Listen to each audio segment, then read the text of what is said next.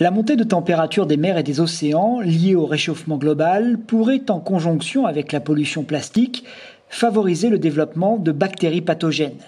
L'étude, menée au Centre scientifique de Monaco, sur Vibrio parahemolyticus, responsable d'intoxication alimentaire, en apporte la démonstration. Cette bactérie va exprimer ce qu'on appelle les facteurs de virulence, qui sont des adhésines et des protéines qui sont également impliquées dans la formation du biofilm quand la température augmente. Un double effet qui produit deux types de conséquences.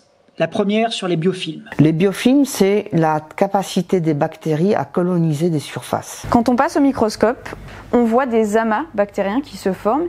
Et ce qu'on a pu voir aussi, c'est la production en fait de petits pili.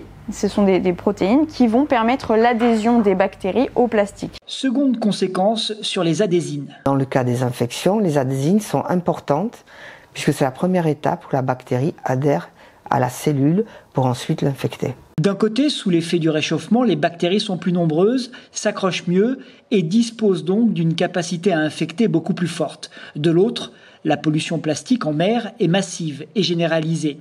Il s'agit d'une addition de facteurs extrêmement nocives. Les plastiques vont servir comme niche, ce qu'on appelle des niches écologiques pour ces bactéries, pour se disséminer.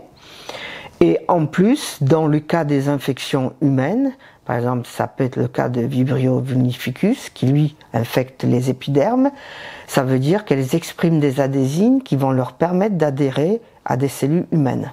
Compte tenu des caractéristiques communes partagées par les divers types de bactéries, il est probable que les constatations établies dans cette étude soient valables pour d'autres bactéries pathogènes.